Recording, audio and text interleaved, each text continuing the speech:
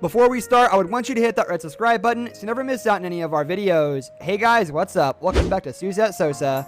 Looking at McDonald's now, with more than 38,000 restaurants in over 100 countries and a revenue of $21.1 billion in 2019, it's hard to picture a time before it dominated the world. However, like all great success stories, McDonald's beginnings were tough. Just two working class brothers with a dream to make $1 million before they reach 50.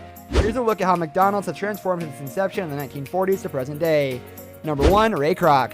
In the year 1954, a 52-year-old multi-mixer salesman who was curious enough to drive almost 1,700 miles to visit a restaurant which bought several multi-mixers ended up eating at one of the first quick-service restaurants in the history of mankind. The two brothers, Dick and Mac McDonald, who were running the restaurant, were looking for a new agent, and Ray Kroc, the multi-mixer salesman, pitched in. The rest, of course, is history. In 1955, Ray Kroc founded McDonald's system, which later became McDonald's Corporation. By 1958, the company had sold its 100 millionth hamburger. Sounds like an overnight success, right? I was an overnight success, alright, but 30 years is a long, long night, he said. Number 2, 1940, McDonald's BBQ.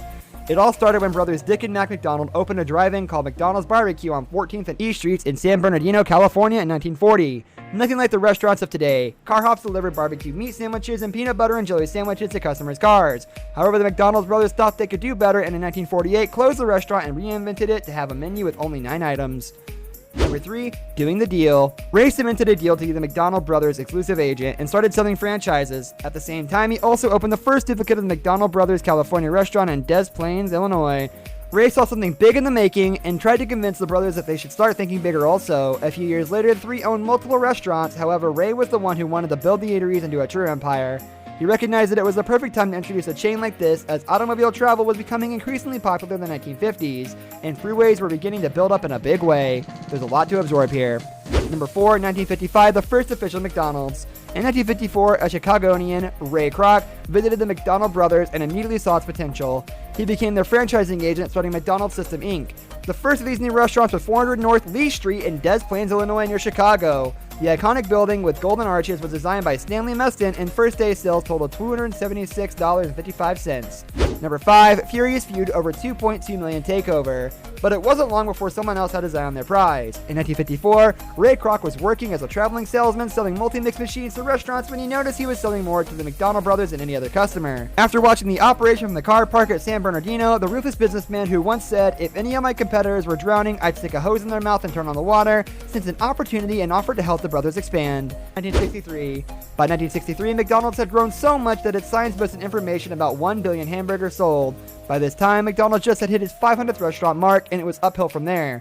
To say the least, as a result, Ray Kroc's net worth increased big time. At the time of his death in 1984, Kroc had an estimated net worth at $600 million. Today, lots of franchise businesses are located at just about every freeway exit across America. Only true entrepreneurs have the vision, clairvoyance really, to see what's coming.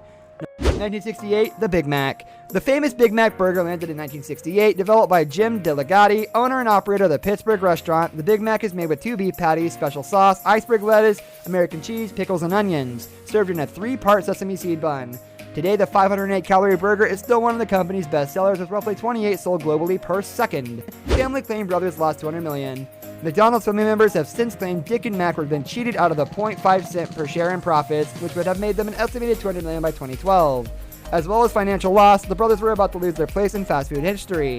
In his 1970 autobiography, Kroc claimed he was the chain's founder and the first McDonald's to open was his 1955 Des Plaines outlet, completely ignoring the original McDonald's set up 14 years before, and the 20 other franchises founded by the brothers. In a 2016 interview, the brothers' nephew Ronald McDonald told Mail Online Ray Kroc just wanted more and more. Name me one other American corporation where an employee became the founder. 2001, McCafe. McCafes were introduced in the U.S. in 2001, with the first to open in the Oak Brook, Illinois restaurant. Customers could now enjoy the relaxed feel of a cafe and sip on barista-made coffee while indulging in a piece of cake too. They were already going strong in Australia, introduced 8 years earlier in 1993. 2014, self-serve kiosks. Customers who didn't want to line up to order their meal were given another option in late 2014 with the introduction of self-serve kiosks. The new technology meant that customers could walk in and instead of ordering from a cashier, they could use the touch screens to place their order and pay before picking it up from the counter. This brings us to the end of our video. I hope you enjoyed it. Hit like if you did, and don't forget to subscribe to our channel so you don't miss out on any of our videos in the future. Also watch the 2 videos that are on your screen because I'm sure you'll love them. With that, I'll see you in the next video.